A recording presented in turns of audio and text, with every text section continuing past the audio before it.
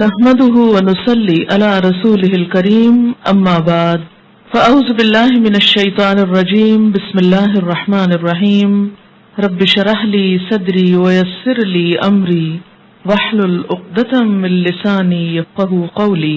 کتاب الطہارہ، طہارت ایمان کا حصہ ہے۔ پاک صاف رہنا مسلمان قوم کا شعار ہے۔ اللہ تعالیٰ نے قرآن پاک میں ایسے لوگوں کی تعریف بیان کی ہے جو پاک صاف رہتے ہیں۔ مدینہ منورہ کی قریبی بستی قباء کے لوگ نماز کے لیے طہارت کا بہت زیادہ اہتمام کرتے تھے، جس پر اللہ تعالیٰ نے قرآن پاک میں ان الفاظ میں ان کی تعریف بیان کی، فیہ رجال یحبون ان یتطہروا واللہ یحب المطہرین۔ مسجد قباء میں ایسے لوگ نماز پڑھتے ہیں جو طہارت کو بہت پسند کرتے ہیں، اور اللہ تعالیٰ طہارت حاصل کرنے والوں کو پسند کرتا ہے۔ نبی اکرم صلی اللہ علیہ وسلم پر جب دوسری مرتبہ وحی نازل ہوئی تو آپ کو نبوت کی بھاری ذمہ داریاں پوری کرنے کے لیے جو ہدایات دی گئیں ان میں سے ایک یہ تھی، وَثِيَابَكَ فَطَهِّرْ وَالرُّجْزَ فَاهْجُرْ۔ اے نبی اکرم صلی اللہ علیہ وسلم، اپنے کپڑے صاف رکھیے اور گندگی سے دور رہیے۔ گویا عبادت کے لیے اور پھر تبلیغ کے کام کے لیے خاص طور پر طہارت، صفائی، پاکیزگی کا اہتمام نہایت ضروری ہے۔ نبی صلی اللہ علیہ وسلم نے نہ صرف یہ کہ خود امت کے سامنے طہارت اور پاکیزگی کا اعلیٰ نمونہ قائم کر کے دکھایا، بلکہ امت کو بھی پاک صاف رہنے کے لیے نہایت اعلیٰ معیار دیا۔ ایک صحابی بکھرے ہوئے بالوں کے ساتھ حاضر خدمت ہوئے تو آپ صلی اللہ علیہ وسلم کو ناگوار معلوم ہوا، آپ کو ناگواری کا احساس ہوا، اسے بال سنوارنے کا حکم دیا۔ جب دوبارہ حاضر ہوئے تو فرمایا، پراگندہ بال شیطانی فعل ہے، یعنی بالوں کو بکھیر کے رکھنا اور انہیں صاف نہ کرنا یا نہ سنوارنا اس کا اسلام سے تعلق نہیں بلکہ شیطانی کاموں میں سے ہے۔ ایک اور صحابی میلے کچیلے اور بوسیدہ کپڑے پہنے خدمت اقدس میں حاضر ہوئے، پوچھا، کیا تمہارے پاس مال نہیں ہے؟ انہوں نے عرض کیا، بہت کچھ ہے، اونٹ، گھوڑے، بکریاں، غلام، سبھی کچھ ہے۔ آپ صلی اللہ علیہ وسلم نے فرمایا، تو پھر تمہارے رہن سہن سے اللہ تعالیٰ کے انعامات کا اظہار ہونا چاہیے۔ خود حضور اکرم صلی اللہ علیہ وسلم طہارت، صفائی اور نفاست کا اس قدر اہتمام فرماتے کہ سفر میں بھی بنیادی ضرورت کی چیزیں تیل، کنگھی، سرما، کینچی، مسواک اور آئینہ وغیرہ ساتھ رکھتے۔ آج کل کچھ عرصے سے یہ بات رواج پائی ہے کہ سفر کے دوران اپنا بیوٹی باکس یا کٹ ساتھ رکھا جائے جس میں ضرورت کی تمام چیزیں ہوں، یا جہازوں میں عموماً یہ سب فراہم کیا جاتا ہے تاکہ لوگ اپنے آپ کو صاف رکھ سکیں۔ لیکن نبی اکرم صلی اللہ علیہ وسلم کے مزاج مبارک میں اس قدر صفائی اور طہارت تھی کہ نہ صرف یہ کہ گھر میں بلکہ سفر میں بھی یہ چیزیں اپنے ہمراہ رکھتے۔ حضرت عائشہ رضی اللہ تعالی عنہا فرماتی ہیں کہ آپ صلی اللہ علیہ وسلم جب سو کر اٹھتے تو پہلا کام مسواک کرنا ہوتا، جب بھی باہر سے گھر تشریف لاتے تو پہلے مسواک فرماتے، حتیٰ کہ حیات طیبہ کا آخری عمل بھی مسواک کرنا تھا۔ مسواک کے بارے میں جو جدید تحقیقات ہوئی ہیں اس کے مطابق پیلو کی تازہ مسواک میں 19 قسم کے مختلف کیمیکلز ہوتے ہیں، جن میں سے بعض ایسے قدرتی دافع عفونت یعنی اینٹی سیپٹک ہیں جن کا اثر پینسلین سے ملتا جلتا ہے۔ تحقیق سے یہ بات ثابت ہوئی ہے کہ مسواک کے اندر بعض ایسے کیمیکلز ہوتے ہیں کہ اگر ریگولرلی مسواک کیا جائے تو وہ منہ کے اندر پائے جانے والے بیکٹیریا کو کل کر دیتے ہیں اور بہت سے انفیکشنز خود بخود ختم ہوتے چلے جاتے ہیں۔ اسلام کے علاوہ دیگر مذاہب کے اندر طہارت کے بارے میں وہ اہتمام عموماً نہیں پایا جاتا جس پر اسلام نے زور دیا ہے۔ ڈاکٹر ڈریپر 1882 کی ایک کتاب کا اردو ترجمہ مولانا ظفر علی خان مرحوم نے مارکہ مذہب و سائنس کے نام سے کیا ہے۔ اس کے چند اقتباسات ملاحظہ ہوں۔ وہ لکھتے ہیں، قرون وسطی، مڈل ایجز، اس میں یورپ کا بیشتر حصہ لک و دک بیابان یا بے راہ جنگل تھا، جا بجا دلدلیں اور غلیظ جوہر تھے، صفائی کا کوئی انتظام نہ تھا، نہ گندے پانی کو نکالنے کے لیے نالیوں کا رواج تھا، عوام ایک ہی لباس سالہ سال پہنتے جسے دھوتے نہ تھے، نتیجتاً وہ بوسیدہ، میلا اور بدبودار ہو جاتا۔ نہانا اتنا بڑا گناہ تھا کہ جب پاپائے روم نے سسلی اور جرمنی کے بادشاہ فریڈرک ثانی 1250 پر کفر کا فتویٰ لگایا تو سر فہرست یہ الزام تھا کہ وہ ہر روز مسلمانوں کی طرح غسل کرتا ہے۔ پاپائے روم کے ہاں ہر وہ عیسائی کافر تھا جو مسلمانوں کی تہذیب یا کسی اور بات کو اچھا سمجھتا ہو یا ہر روز نہاتا ہو۔ ایسے کافروں کو سزا دینے کے لیے پاپائے روم نے 1478 میں ایک مذہبی عدالت قائم کی جس نے پہلے سال 2000 افراد کو زندہ جلایا اور 70,000 کو قید اور جرمانے کی سزا دی۔ غلیظ جسم اور میلے لباس کی وجہ سے جوؤں کی یہ کثرت تھی کہ جب برطانیہ کا لاٹ پادری باہر نکلتا تو اس کی قبا پر سینکڑوں جوئیں چلتی پھرتی نظر آتی۔ جب اسپین میں اسلامی سلطنت کو زوال آیا، فلپ دوم نے تمام حمام حکمن بند کر دیے، یعنی بائی آرڈر بند کر دیے سارے حمام نہانے کی جگہ، کیونکہ ان سے اسلام کی یاد تازہ ہوتی تھی۔ اسی بادشاہ نے اشبیلیا کے گورنر کو محض اس لیے معزول کیا کہ وہ روزانہ ہاتھ منہ دھوتا ہے۔ یہ ایک مختصر سی جھلک ہے اس قوم کی جس کی تہذیب و تمدن کی طرف ہم عرصہ دراز سے پلٹ پلٹ کے دیکھ رہے ہیں۔ موجودہ دور میں بھی بظاہر تو بہت چکا چوند نظر آتی ہے، لیکن حقیقی معنوں میں طہارت اور پاکیزگی کا اہتمام نہیں۔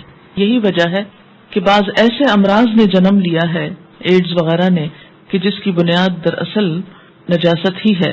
اسی طرح کچھ اور اقوام کے اندر بھی پاکیزگی کا تصور معدوم ہے۔ مثلا ہمارے ہمسایہ ملک کے ایک وزیر اعظم نے یہ کہا تھا کہ میں ہر روز گائے کا پیشاب پیتا ہوں، اور یہ بیان اخبار میں چھپا تھا 1975 میں۔ اسی طرح ہندو تہذیب میں گائے کا گوبر اور پیشاب دونوں ہی تبرک کے طور پر استعمال ہوتے ہیں۔ بسا اوقات ہندو حلوائی برکت کے حصول کے لیے مٹھائیوں وغیرہ پر بھی گائے کا پیشاب چھڑکتے ہیں۔ اسی طرح کچھ اور مذاہب میں بال صاف کرنا اور نجس بال صاف کرنے کا بھی کوئی تصور نہیں۔ مثلا سکھ مذہب میں اگر کوئی اپنے بغلوں کے بال صاف کر لے یا انڈر آرمز بال صاف کر لے تو مذہب سے خارج ہو جاتا ہے۔ یہ صرف ایک چھوٹا سا کمپیریزن اس لیے بتایا جا رہا ہے کہ اسلام کی نعمت کا احساس ہو اور شکر ادا ہو کہ اللہ تعالیٰ نے ہمیں نبی صلی اللہ علیہ وسلم کے ذریعے کیسے اچھے اصول دیے ہیں کہ جن کے ذریعے ہم دنیا میں ایک مہذب قوم بن کر رہ سکتے ہیں۔ لیکن افسوس کہ آج کے دور میں جہاں ظاہری صفائی ستھرائی کا اہتمام نہیں کیا جاتا، وہاں باطنی طور پر بھی تزکیے کا عمل معدوم ہو گیا ہے، کیونکہ اندر کی صفائی اور باہر کی صفائی دونوں لازم و ملزوم ہیں۔ اگر باہر صاف ہو تو قدرتی طور پر انسان کے اندر بھی طہارت کا احساس پیدا ہوتا ہے۔ باوضو ہونے کی کیفیت اور بے وضو ہونے میں ایک بہت بڑا فرق ہوتا ہے۔ اسی طرح اگر آپ اپنے دانت صاف کرتے ہیں یا جسم صاف کرتے ہیں تو آپ کی پوری کیفیت ہی بدل جاتی ہے۔ لہذا اسلام نے مختلف عبادات کے ساتھ طہارت کو لازم قرار دیا اور اتنی کڑی شرط رکھی کہ اس کے بغیر عبادت ہو ہی نہیں سکتی یا عبادت قبول ہی نہیں۔ اللہ تعالیٰ ایسے لوگوں سے محبت رکھتے ہیں جو خود کو پاک صاف رکھیں۔ واللہ یحب المطہرین، اللہ تعالیٰ محبت رکھتے ہیں پاک صاف رہنے والوں سے۔ پاک صاف کیوں رہا جائے؟ اس میں سب سے پہلی چیز نیت بہت اہم ہے۔ انسان کا کوئی بھی عمل جس کے پیچھے نیت اچھی نہ ہو وہ قابل قبول نہیں۔ ان عمر بن الخطاب رضی اللہ عنہ قال سمعت رسول اللہ صلی اللہ علیہ وسلم یقول انما الاعمال بالنیات وانما لكل امرئ ما نوى فمن كانت هجرته الى دنیا يصيبها او الى امرأة ينكحها فهجرته الى ما هاجر الیہ، رواہ البخاری۔ حضرت عمر بن خطاب رضی اللہ تعالیٰ عنہ کہتے ہیں کہ میں نے رسول اللہ صلی اللہ علیہ وسلم کو فرماتے ہوئے سنا ہے کہ اعمال کا دار و مدار نیت پر ہے۔ ہر شخص کو وہی ملے گا جس کی اس نے نیت کی، لہذا جس نے دنیا حاصل کرنے کی نیت سے ہجرت کی اسے دنیا ملے گی، جس نے کسی عورت سے نکاح کرنے کی غرض سے ہجرت کی اسے عورت ملے گی۔ اسے بخاری نے روایت کیا ہے۔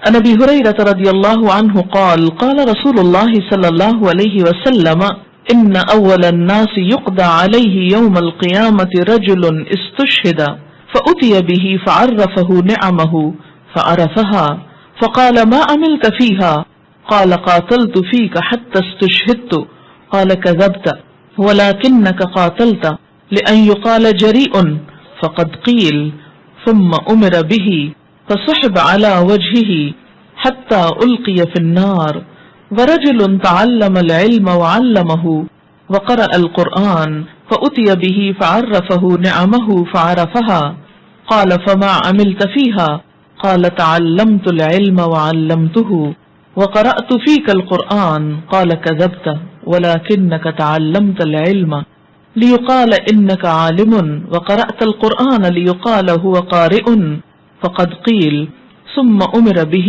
فسحب على وجهه حتى ألقي في النار ورجل وسع الله عليه وأعطاه من أصناف المال كله فأتي به فعرفه نعمه فعرفها قال فما عملت فيها قال ما تركت من سبيل تحب أن ينفق فيها إلا أنفقت فيها لك قال كذبت ولكنك فعلت ليقال هو جواد فقد قيل ثم أمر به فسحب على وجهه ثم ألقي في النار رواہ مسلم۔ میں پھر یاد دہانی کرا دوں کہ میں عربی عبارت دو وجوہات کی بنا پر پڑھتی ہوں۔ نمبر ایک تو یہ کہ نبی صلی اللہ علیہ وسلم کے الفاظ ہیں، بابرکت الفاظ ہیں، اردو تو ہم پڑھ ہی لیں گے، لیکن آپ کے الفاظ پڑھنا ثواب بھی ہے اور زیادہ سمجھ میں بات کے آنے کا سبب بھی ہے۔ دوسری وجہ یہ ہے کہ جب کل آپ کسی کو پڑھائیں تو اسی طریقے کو جاری کریں کہ آپ صلی اللہ علیہ وسلم کے الفاظ کی اشاعت بھی ہو۔ یہ تو آپ پڑھ ہی چکے ہیں کہ آپ کی ایک سنت کو زندہ کرنا کس قدر اجر اور ثواب کا باعث ہے۔ جس سے محبت ہوتی ہے اس کی ہر چیز اچھی لگتی ہے، اس کے الفاظ بھی اچھے لگتے ہیں۔ لہذا آپ سے محبت کا تقاضا یہ ہے کہ آپ کے الفاظ بھی ہم کو پڑھنا آئیں، اور پڑھاتے وقت کل آپ کو اگر یہ الفاظ پڑھنا مشکل ہو تو میرے الفاظ سن کر اپنے عربی درست کر لیں اور پھر آگے پڑھا سکیں۔ حضرت ابو ہریرہ رضی اللہ تعالی عنہ کہتے ہیں کہ رسول اللہ صلی اللہ علیہ وسلم نے فرمایا، قیامت کے دن سب سے پہلے ایک شہید لایا جائے گا، اللہ تعالیٰ اسے اپنی نعمتیں گنوائے گا اور شہید ان نعمتوں کا اقرار کرے گا۔ اللہ تعالیٰ اس سے پوچھے گا، تو نے ان نعمتوں کا حق ادا کرنے کے لیے کیا عمل کیا؟ وہ کہے گا، میں نے تیری راہ میں جنگ کی حتیٰ کہ شہید ہو گیا۔ اللہ تعالیٰ ارشاد فرمائے گا، تو جھوٹ کہتا ہے، تو نے بہادر کہلوانے کے لیے جنگ کی، سو دنیا میں تجھے بہادر کہہ دیا گیا۔ پھر فرشتوں کو حکم ہوگا اور اسے منہ کے بل گھسیٹ کر جہنم میں ڈال دیا جائے گا۔ یہ شہید کا انجام ہو رہا ہے۔ اس کے بعد وہ آدمی لایا جائے گا جس نے خود بھی علم سیکھا اور دوسروں کو بھی سکھایا اور قرآن پڑھا۔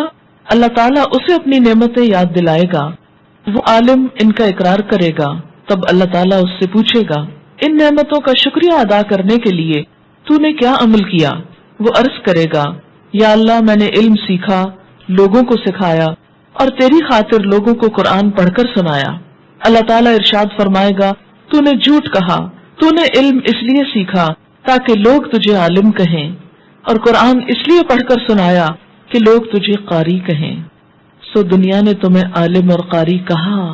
پھر حکم ہوگا اور اسے منہ کے بل گھسیٹ کر جہنم میں ڈال دیا جائے گا۔ اس کے بعد تیسرا آدمی لایا جائے گا جسے دنیا میں وسعت اور ہر طرح کی دولت سے نوازا گیا تھا۔ اللہ تعالیٰ اسے اپنی نعمتیں جتائے گا، وہ شخص ان نعمتوں کا اقرار کرے گا۔ پھر اللہ تعالیٰ سوال کرے گا، میری نعمتوں کو پا کر تو نے کیا کام کیے؟ وہ کہے گا، یا اللہ میں نے تیری راہ میں ان تمام جگہوں پر مال خرچ کیا جہاں تجھے پسند تھا۔ اللہ تعالیٰ ارشاد فرمائے گا، تو نے جھوٹ کہا، تو نے صرف اس لیے مال خرچ کیا تاکہ لوگ تجھے سخی کہیں اور دنیا نے تجھے سخی کہہ دیا۔ پھر حکم ہوگا اور اسے منہ کے بل گھسیٹ کر جہنم میں ڈال دیا جائے گا۔ اسے مسلم نے روایت کیا ہے۔ گویا بڑے سے بڑا عمل، بڑی سے بڑی نیکی، خواہ وہ شہادت ہو یا علم کا سیکھنا اور سکھانا ہو یا مال کا اللہ کے راستے میں دینا ہو، جب تک وہ خالصتاً اللہ کے لیے نہ ہو، اللہ کے ہاں قابل قبول نہیں۔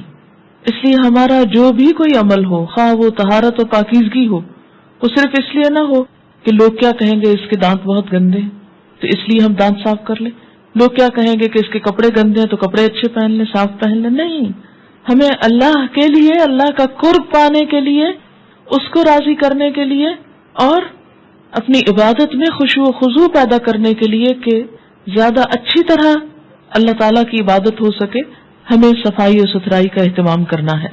فضل الطہارہ، طہارت کی فضیلت. طہارت نصف ایمان ہے، آدھا ایمان، گویا آدھا دین ہے. عن ابی مالک الاشعری رضی اللہ عنہ قال قال رسول اللہ صلی اللہ علیہ وسلم الطہور شطر الایمان والحمد للہ تملأ المیزان وسبحان اللہ والحمد للہ تملأان او تملأ ما بین السماوات والارض والصلاة نور والصدقة برہان والصبر ضیاء والقرآن حجۃ لک او علیک کل الناس یغدو فبائع نفسہ فمعتقها او موبقها رواہ مسلم. حضرت مالک اشعری رضی اللہ تعالی عنہ کہتے ہیں کہ رسول اللہ صلی اللہ علیہ وسلم نے فرمایا طہارت آدھا ایمان ہے. ایک مرتبہ الحمدللہ کہنا ترازو کو نیکیوں سے بھر دیتا ہے. سبحان اللہ اور الحمدللہ کہنا زمین اور آسمان کے درمیان ساری جگہوں کو نیکیوں سے بھر دیتا ہے. نماز دنیا اور آخرت میں نور ہے، چہرے کا، دل کا، روح کا. صدقہ نجات کا ذریعہ ہے، برہان. صبر روشنی ہے، اور قرآن مجید تیرے حق میں یا تیرے خلاف گواہی دے گا، یعنی قیامت کے دن. ہر آدمی صبح اٹھتا ہے تو اس کی جان گروی ہوتی ہے. گروی کا مطلب کیا ہے؟ یعنی پکڑی ہوئی ہوتی ہے، جسے یا تو نیکی کر کے آزاد کرا لیتا ہے یا گناہ کر کے ہلاک کر دیتا ہے. اسے مسلم نے روایت کیا ہے. تو اس سے کیا پتہ چلتا ہے کہ ان سب میں ابتدا کس سے ہو رہی ہے؟ طہارت سے، پاکیزگی سے. یعنی باقی کام جو ہیں وہ اسی وقت صحیح طور پر ہو سکتے ہیں جب انسان کے اندر طہارت کا وصف ہو. وضو طہارت کرنے سے ہاتھ، منہ اور پاؤں کے تمام صغیرہ گناہ معاف ہو جاتے ہیں. عن عبد الله الصنابحي رضی اللہ تعالی عنہ قال قال رسول اللہ صلی اللہ علیہ وسلم اذا تودأ العبد المؤمن فمضمض خرجت الخطايا من فيه واذا استنثر خرجت الخطايا من انفه فاذا غسل وجهه خرجت الخطايا من وجهه حتى تخرج من تحت اشفار عينيه فاذا غسل وجهه خرجت الخطايا من وجهه حتى تخرج من تحت اشفار عينيه فاذا غسل يديه خرجت الخطايا من يديه حتى تخرج من تحت اظفار يديه فاذا مسح برأسه خرجت الخطايا من رأسه حتى تخرج من اذنيه فاذا غسل رجليه خرجت الخطايا من رجليه حتى تخرج من تحت اظفار رجليه ثم كان مشيه الى المسجد وصلاته نافلة له رواہ النسائی. حضرت عبداللہ الصنابحی رضی اللہ تعالی عنہ کہتے ہیں کہ رسول اللہ صلی اللہ علیہ وسلم نے فرمایا جب مومن آدمی وضو کرنے کے لیے کلی کرتا ہے تو اس کے منہ کے صغیرہ گناہ ختم ہو جاتے ہیں. جب ناک صاف کرتا ہے تو ناک کے گناہ معاف ہو جاتے ہیں. جب چہرہ دھوتا ہے تو چہرے کے گناہ ختم ہو جاتے ہیں، حتیٰ کہ آنکھوں کی پلکوں کے گناہ بھی ختم ہو جاتے ہیں. ظاہر ہے کسی حرام چیز کو دیکھتے ہوئے پلک جھپکتے ہیں تو پلک بھی شریک ہے. پھر جب ہاتھ دھوتا ہے تو ہاتھ کے گناہ ختم ہو جاتے ہیں، حتیٰ کہ ناخنوں کے نیچے سے بھی گناہ مٹ جاتے ہیں. پھر جب آدمی سر کا مسح کرتا ہے تو سر کے گناہ معاف ہوتے ہیں، حتیٰ کہ کانوں کے گناہ بھی مٹ جاتے ہیں. جب پاؤں دھوتا ہے تو پاؤں کے گناہ معاف ہو جاتے ہیں، حتیٰ کہ پاؤں کے ناخنوں سے بھی گناہ نکل جاتے ہیں. وضو کے بعد آدمی مسجد کی طرف آتا ہے اور نماز پڑھتا ہے تو یہ سارے اعمال اس کی نیکی میں اضافہ یعنی بلندی درجات کا باعث بنتے ہیں. اسے نسائی نے روایت کیا ہے. کسی نے سوال کیا ہے کہ ناک کے گناہوں سے کیا مراد ہے؟ اس سے مراد مانوی گناہ ہو سکتے ہیں، یعنی ناک ڈائریکٹلی تو کسی چیز میں انوالو نہیں ہوتا، لیکن تو یا تجسس، مثلا کسی کے بیگ میں آپ دیکھیں کس چیز کی خوشبو آ رہی، تو تجسس کرنا منع ہے نا. تو تجسس کیسے آپ نے کیا؟ سونگ کے. یا کسی کے گھر کے باہر کھڑے ہو کر اچھا کیا پک رہا ہے ذرا یعنی ایک تو یہ ہے کہ آپ چل رہے ہیں اور کوئی چیز خوشبو خود ہی آ جاتی ہے، وہ تو آ جاتی ہے، لیکن ایک بطور خاص ٹو لگانا اور تجسس کرنا اور دوسروں کے اندرونی راز معلوم کرنا، یہ چیز منع ہے۔ اچھا، پھر اسی طرح یہ ہے کہ غیر مرد کا غیر عورت کے پاس سے آنے والی خوشبو سونگھنا، نشاور چیزیں سونگھنا، مثلا آپ دیکھیں گلو سونگھتے ہیں بعض اوقات۔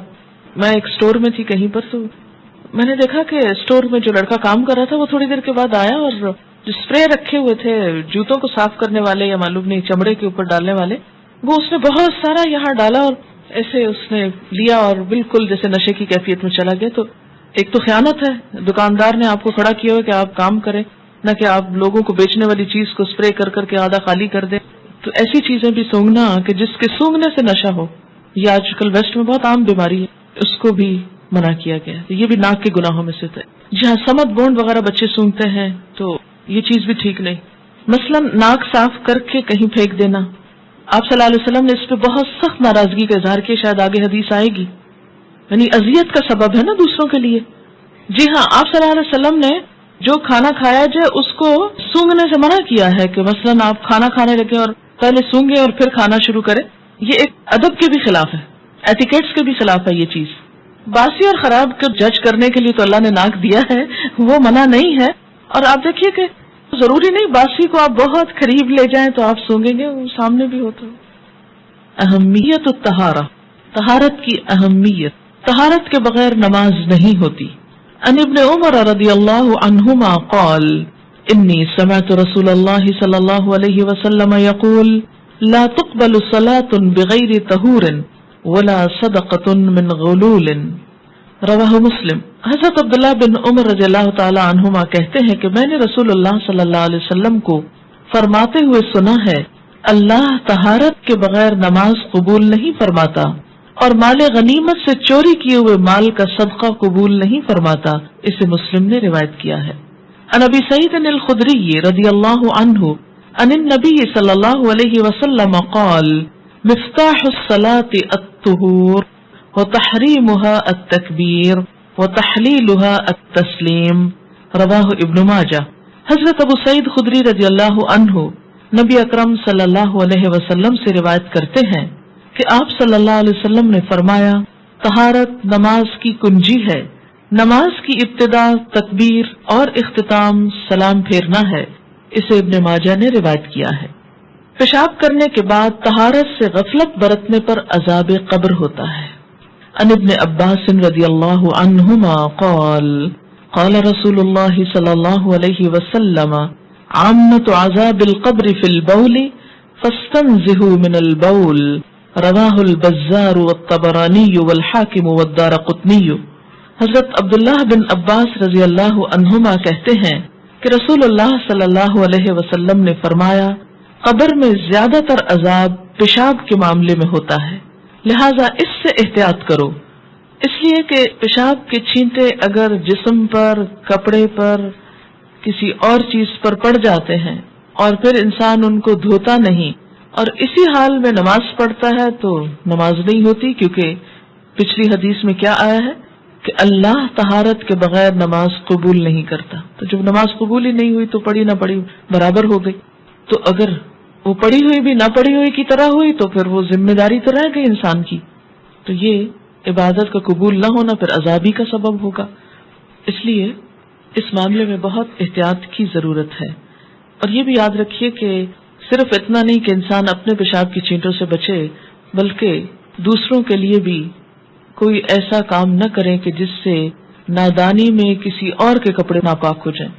ایک دفعہ میں سفر کر رہی تھی تو ایک جگہ میں نے خاتون کو دیکھا کہ جہاں ٹوائلٹ میں سنک لگا ہوا تھا، بالکل سنک کے پاس نیچے، میں وضو کرنے کے لیے اندر گئی تو سنک کے پاس نیچے بچی کو پیشاب کرا رہی۔ میں نے کہا کہ آپ اس کو اندر لے جائیں ٹوائلٹ میں، کہنے لگی نہیں یہ اندر نہیں کرتی۔ تو میں نے کہا آپ جس جگہ کر رہی ہیں یہاں لوگ ہاتھ دھوئیں گے، آ کر وضو کریں گے، ان کو کیا خبر کہ یہاں نیچے کیا ہوا ہے، وہ تو پانی سمجھیں گے اور ان سب کے کپڑے ناپاک ہوں گے۔ سر میرے کہنے پر وہ اندر لگی، لیکن اندر بھی اس نے بیچ نہیں بٹھایا، باہر ہی، اور پھر ایسے ہی چلے گی۔ پھر اس کے بعد میں نے ایک لوٹا پانی کا وہاں بہا دیا۔ کئی دفعہ ایسے گھروں میں جانا ہوتا ہے جہاں چھوٹے لڑکے ہوں تو ٹوائلٹ جو ہے وہ بالکل چھینٹوں سے پوری طرح کموڈ ناپاک ہوتے ہیں، کیونکہ ماں نے ٹریننگ ہی نہیں دی بچوں کو کہ قطرہ بھی باہر نہ گرے، اور اگر کسی غفلت سے گرا بھی ہے تو اس کو دھو دیا جائے۔ یہ ماؤں کی ذمہ داری ہے، فرض ہے، اور پوچھا جائے گا اس فرض کے بارے میں کہ انہوں نے بچوں کو کیا سکھایا۔ پھر اسی طرح یہ ہے کہ اس کے بعد ہاتھ دھونا جو ہے اس پر بھی توجہ دلائی جائے، کیونکہ بسا اوقات جیسے ٹیشو سے بچے صاف کر لیتے ہیں، وہ ہاتھ کو لگ گیا، اسی سے جا کے کھانا کھا لیا، کوئی چیز پکڑی، احساس ہی نہیں ہے۔ تو اس میں دونوں ایکسٹریم سے بھی بچنے کی ضرورت ہے، نہ تو طہارت میں اتنا پانی بچے کھول کے کھڑے رہیں، اور نہ ہی یہ کہ بالکل ہی صاف نہ کریں، کیونکہ بہت سی مائیں صرف اس وجہ سے کہ بچے پانی ضائع کریں گے یا گیلے ہو جائیں گے یا سردی ہے تو عادت ہی نہیں ڈالتی۔